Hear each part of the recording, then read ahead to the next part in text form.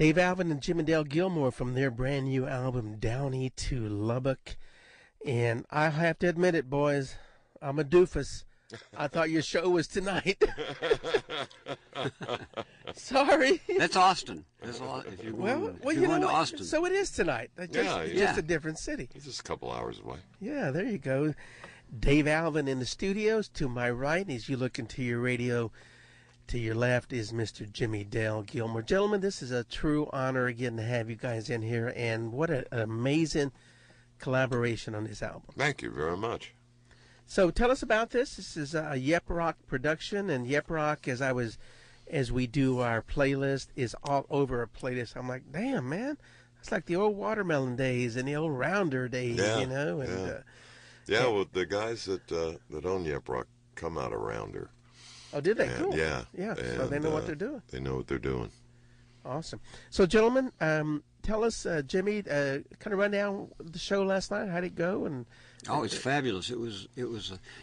Last year we started the second show that Dave and I did, just the two of us. We did a Texas tour that then extended over into New Mexico and Arizona and Colorado, and eventually we got all over the place. But those duet ones, the second one we did was here in Houston at the Heights. First time I'd ever been there, and last night. So yesterday was the release of the record. So that's actually the beginning of the tour. Yeah. And it was the sound is really great there. It's real. The people are great. It's a great place. It is a great room, and Steve and the staff, they're really great. And they were asking about you. Like, where's that dirty dog?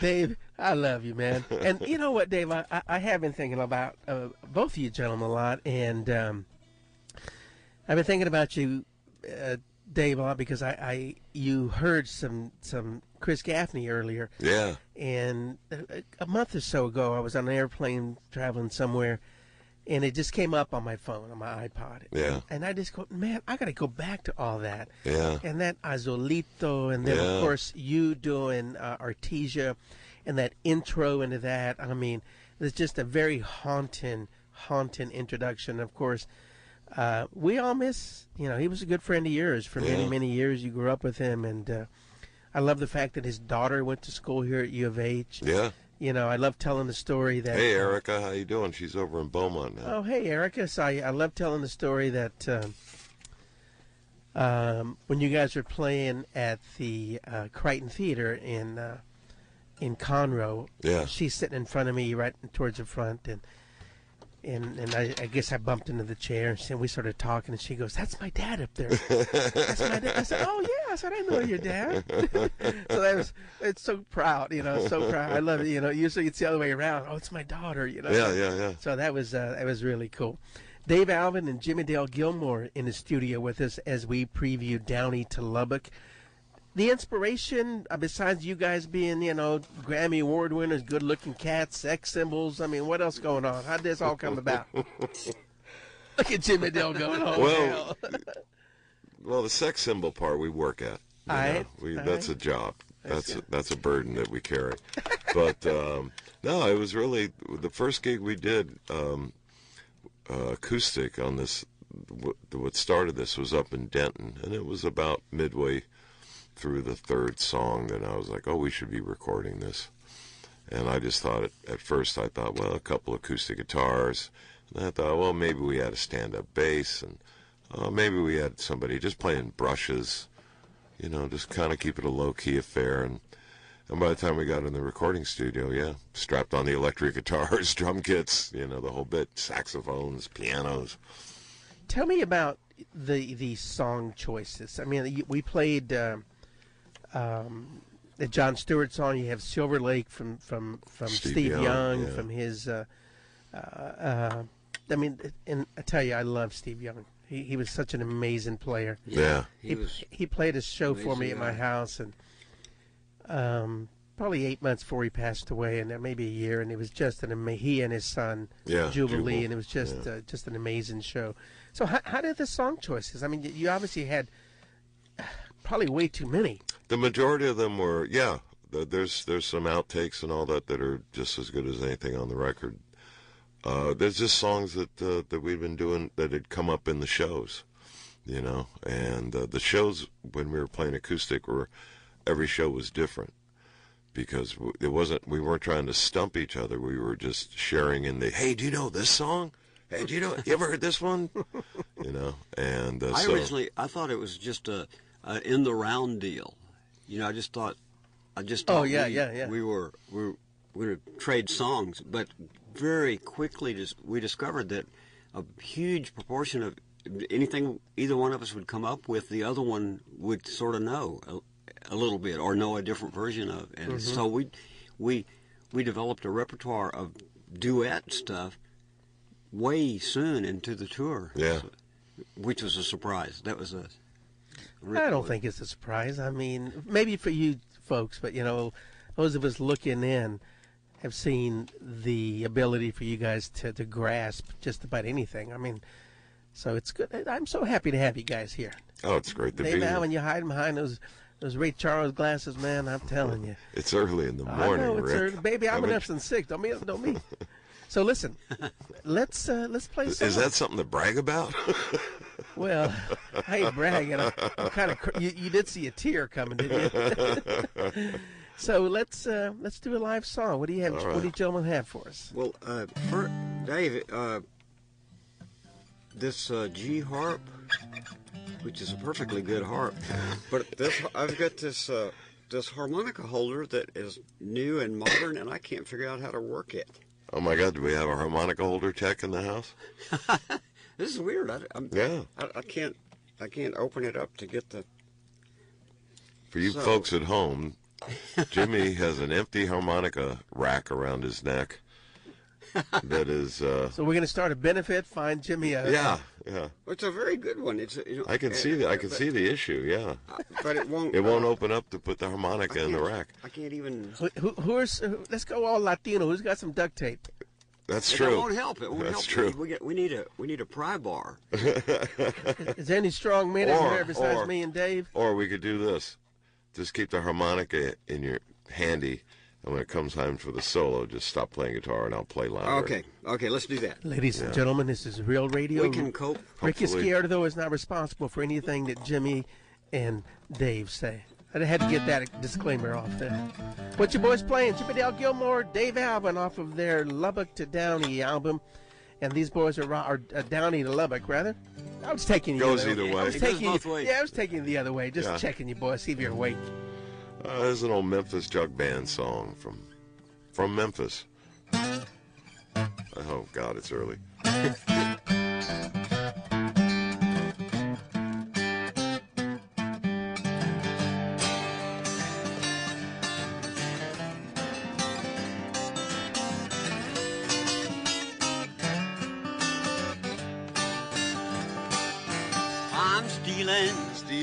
Stealing. Granny Mama, don't you tell on me. Tell on me. I'm stealing back to my same old used to be. Well, put your arms around me like a circle around the sun. I want you to love me, Mama, like my easy rider done. You don't believe I love her, look what a fool I've been. You don't believe I'm sinking, look what a hole I'm in. I'm stealing. Granny Mama, don't you tell on me. Tell on me. I'm stealing back to my same old used to be.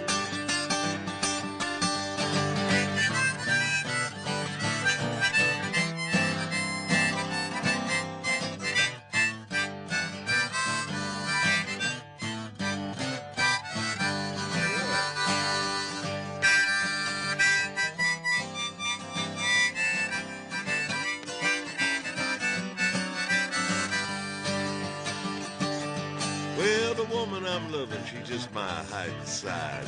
Married woman comes to see me sometimes. You don't believe I love you, look what a fool I've been. You don't believe I'm sick and look what a hole I'm in. I'm stealing. Pretty mama, don't you tell on me.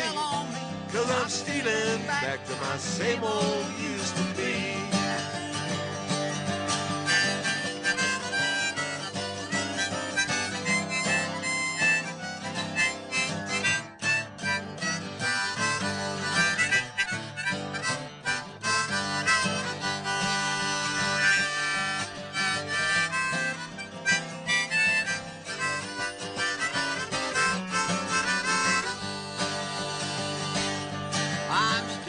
stealing, stealing. Daddy, Mama, don't you tell on me. Tell on me, I'm stealing back to my same old used to be.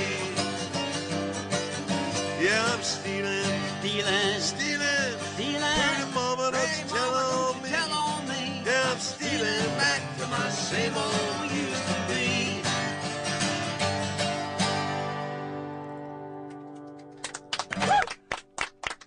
Good morning. Price of admission free today, folks. Price of admission. Man, what the damn thieves in here stealing stuff. We still love you, boys. I'm telling you, I know you both come from a good family, but somewhere you went wrong. Dave Alvin, Jimmie Dale, Gilmore in the room, man. I tell you, people, we may auction off those seats just because your nolligas have been in them. Woo! Lord have mercy what that's going to bring on the open market.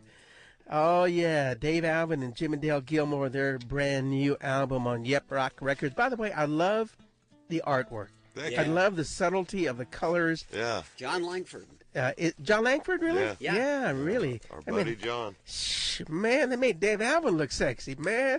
I want John Langford to do a picture of me. I paid John Langford a lot to make me look sexy. A lot.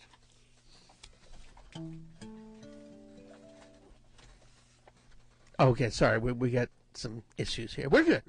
We're good. They don't know my sign language. So you boys played a great packed show last night at the Heights Theater, which is a great partner of ours. And tonight you migrate to Austin. Where are you guys playing? Antone's. Antone's. You know what that bumper sticker that says "Keep Austin Weird"? Yeah. We have one that says "Keep Austin 175 miles west of Houston." That's a big bumper sticker. That's a big ass bumper sticker. Dave Alvin and Jimmie Dale Gilmore. Gentlemen, I'd like to play one. Well, let's talk about the album a little bit more, and then I'm going to play one off the album again, and then we'll come back and play a live one. If you gentlemen had to pick one, what would it be? And then tell me why you picked it to put it on the album. Let's see. What did you already play? I can't remember. I played July Year Oh, One. yeah, John Stewart. So I played that one. Oh, you can play the title track. Yeah, the title track's the best Downey to Lubbock, Lubbock to Downey. Well, tell us about the song. People want to know the story. How did that come to be? Besides the obvious to me, but well, because Jimmy and I live 1,200 miles apart, it's difficult to write together. But this one was kind of like, well, we had the idea, and so we just told our semi-autobiographical little verses and put them together, and I figured. Let's give it kind of a bluesy R&B backbeat and something that sounds like it's on a highway somewhere. He had the framework. He had the song, the backing thing all ready to go, and he had part of the verses. We were in the studio, and I thought I was just doing scratch vocals, and Dave said, "No, we're keeping that." I just threw things. I wasn't finished writing my part yet. I'm sorry. I think it turned out better than if I'd gone home and sat down with it or back to the hotel. Well, that 1,200 mile separation. If you boys were, as entrepreneurial as Rick Izquierdo, because I have a campaign going to buy me a $54 million jet. Oh, you need that. Just like the preacher. The preacher, yeah. Because I must keep live rock and roll and honky tonk alive, Dave. You got to. And you can't do that without a $44 million just didn't work for me. Yeah. I need a $54 million so I can go pick up Dave and I can pick up Jimmie Dale and go, "What's up, boys? Let's play some music in the air." Yeah. Hell, we'll fly it for you. You buy it, you get the $54 million. Jimmie and I will pilot and co-pilot. Like your they jet. say. They don't call it flying until you land. So Jimmie Dale Gilmore, let's go ahead and play this one. This one's called Downey to Lubbock off of the self-titled album there. We'll be right back with these gentlemen. And a big honor to have you guys. They're playing Antone's tonight. They'll be selling CDs, shaking hands, kissing babies, and signing anything but bad legislation.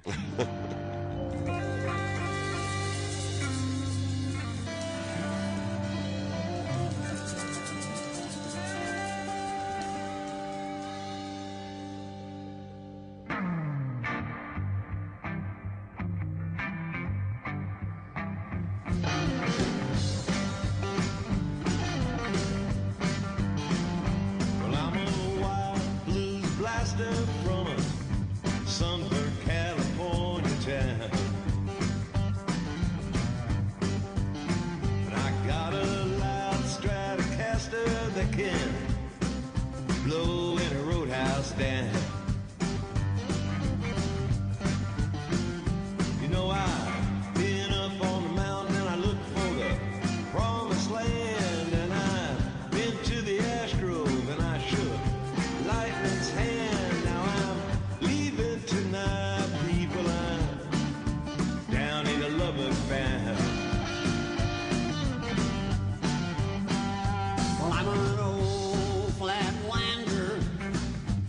on the great high plains. Like wanderlust and wonder, West Texas wind blows through my veins. But it seemed like California was the place to be for a hippie country singer. That was me, and I'm leaving tonight, man. I'm Lubbock to Downey bound.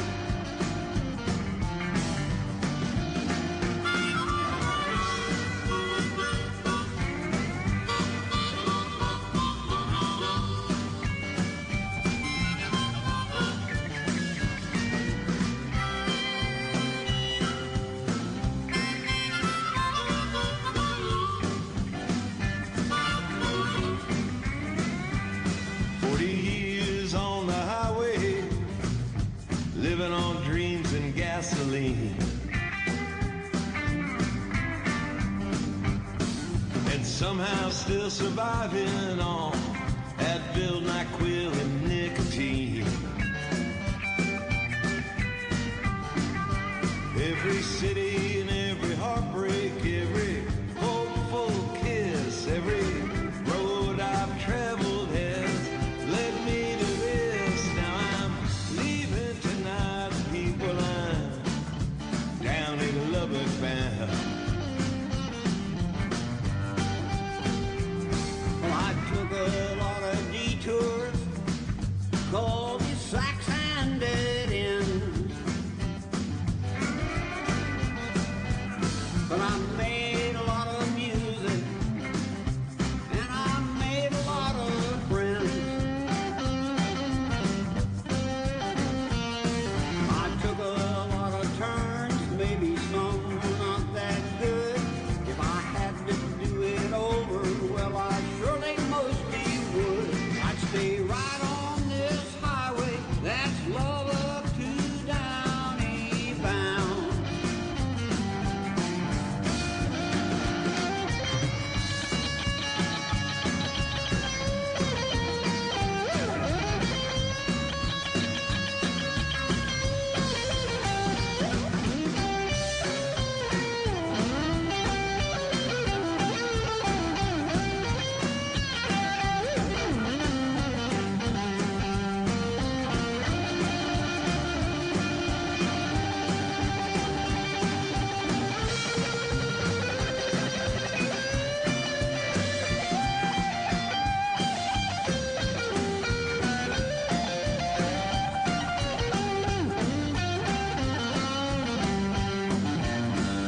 Well, I'm a wild blues blaster looking to find what can be found. And I'm an old flatlander. I've been round and round and round. I know someday this old highway's gonna come to an end. But I know when it does, you're gonna be my friend. So I'm leaving tonight, people, I'm down in Lubbock bound. I'm leaving tonight. I'm Lubbock to Downey bound.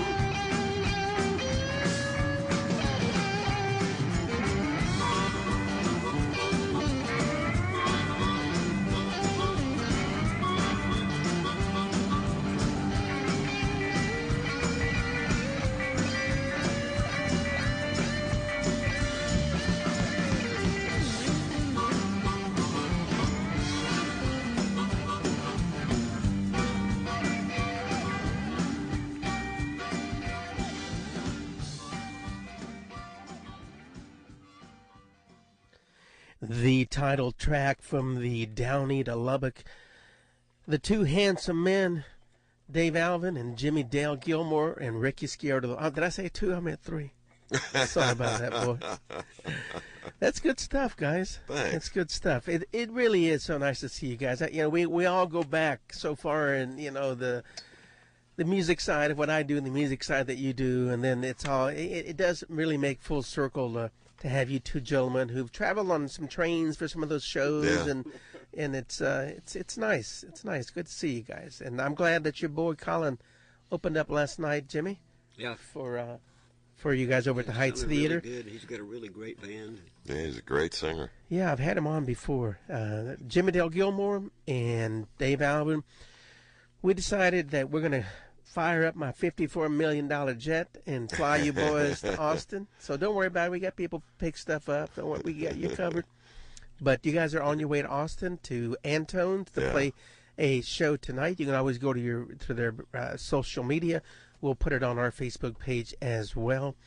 But is this the beginning of this tour, gentlemen? Yeah. Yeah. Okay. Yeah, we did like 3 warm-up shows last week in California, like in Fresno and Morro Bay, just to kind of start working out the bugs. And then last night was technically, I would say, the beginning of the tour. The record got released yesterday officially, and we started the tour. So. Well, speaking of the record and the process of that, Racehorse wanted to ask a quick question. Hey guys, this is Racehorse. I'm obstructed from your view right now on the side mic. You guys should be okay with that. And I'm going to tell you right now, a lot of people are adjusting the equalizers on their radios to counter Dave's voice. It's just booming down low. Yeah. Get your treble and bass set right. I don't know what I think about that. Well, I love vinyls, and I think Americana, folk, kind of more low-tech genres of music sound the best on vinyl. Like a live bluegrass show on vinyl is like the best, or old Bob Dylan. Yeah. I want to know kind of about like the recording process. Like where was the studio? How long did it take? And what type of gear and things did you guys use? Well, it's an old the studio we used was out in California. It's my engineer, a guy named Craig Parker Adams, and his studio is an old Foley studio from the 1930s. Oh wow! So it's the sound effects. Yeah. So when when horses would be clopping along, and so it's a very live, bouncy room, but it's about the size of Sun's studio. And tiny. Yeah, but it's a huge ceiling, so thusly for the Foley work to get it's just got a magic to the room, and Craig is not afraid of bleed, and I like to have everybody kind of sitting around in a circle playing at the same time, and that way you get the sort of if you have in roots music everybody kind of baffled off in the corners, it doesn't always have the same sort of pizzazz. Yeah. That it does. Dave and Craig also, I have to say, it was one of the most pleasant recording experiences I've ever had, and they're like telepathic or something. They know how to communicate with each other without saying anything, and we would get to the studio, and I'd say, the mics were set for my voice. Yeah. When I got there, just about as well as I've ever been for anything I've done. It's very strange, and so Craig we have to give him a awful lot of credit. Yeah, well, with a lot of the great old records, Sun Records, Chess Records, Cosimo's studio down in New Orleans. When you have an engineer that knows his room, and it's his room, that's really important. It's like Sam Phillips nailed the drum kit down at Sun Studio because he knew that's where the drums sounded best.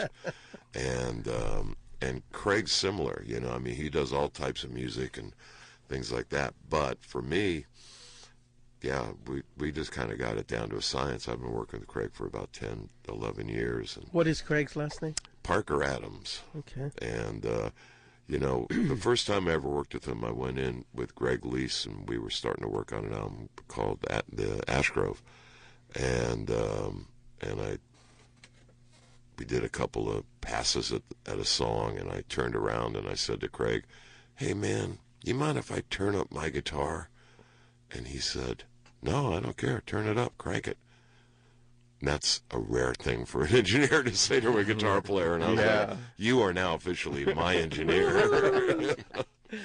Also, the players, there's several like LA session guys, that are old friends of Dave's, and some of them I've worked with before, and they're great, and the informal atmosphere and everything, I think, like pull them in, and then Brad and Lisa come in, and about half of the record is the Guilty Ones. Yeah, it was, it's just easy going over there. And I forget what song we were working on, Silver Lake. Oh, no, it's Silver Lake.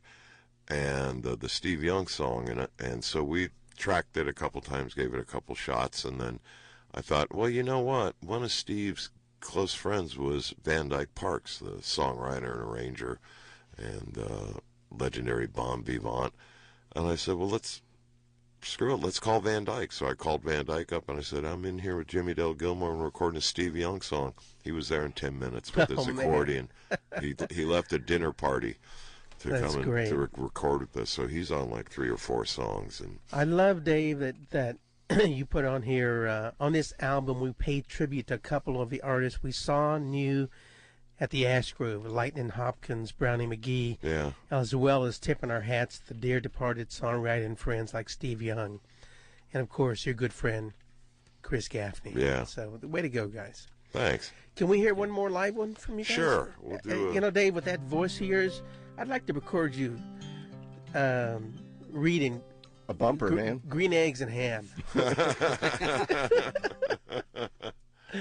What you gentlemen going to play? Oh, we'll do a song that I wrote called Billy the Kid and Geronimo.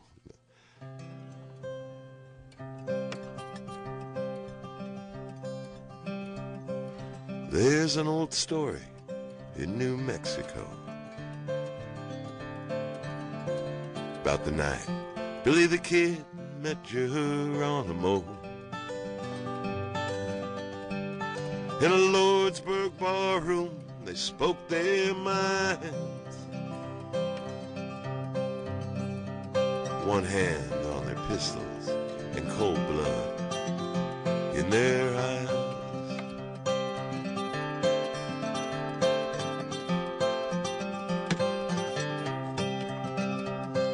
Well, Billy the Kid, said the Geronimo,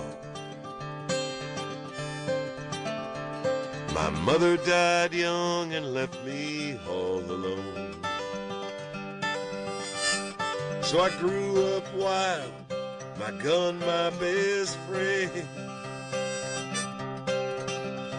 I killed 21 men, and I'd kill them all again.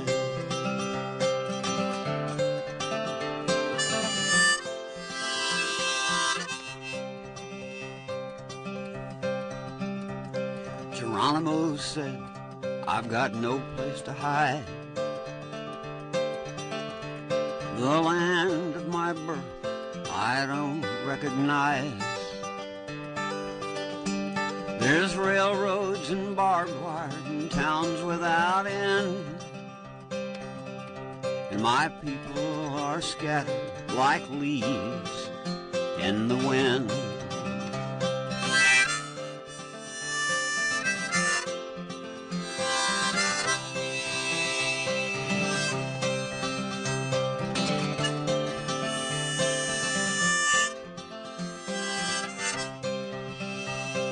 Billy the Kid said, we're just the same.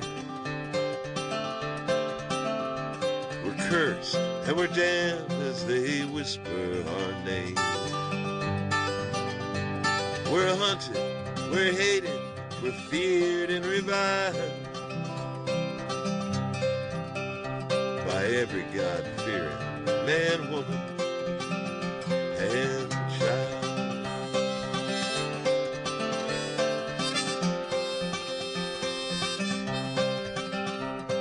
Geronimo said, no, we're not the same.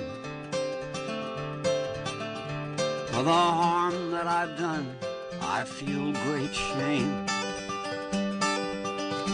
But I fought for my family, my tribe, and my lands. Still we'll pay the same price for the blood on our hands.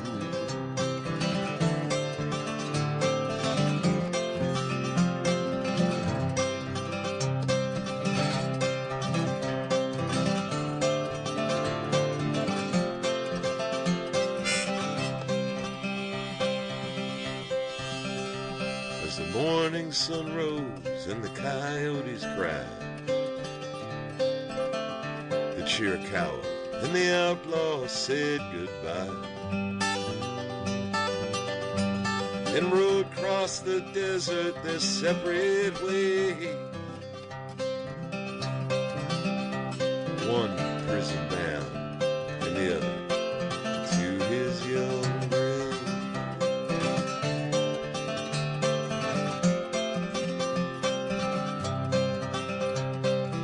One prison bound and the other to his young grave.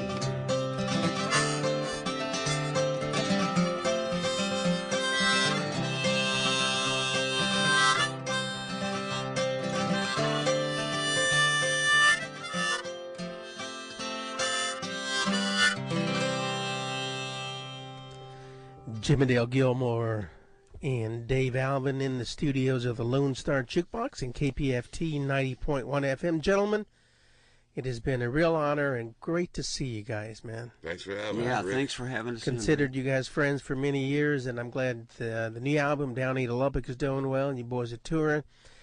And we'll get you boys first-class seats on my $54 million Ricky Scared of the Lone Star Jukebox honky-tonk rock and roll jet. All right. It's going to be written all over it.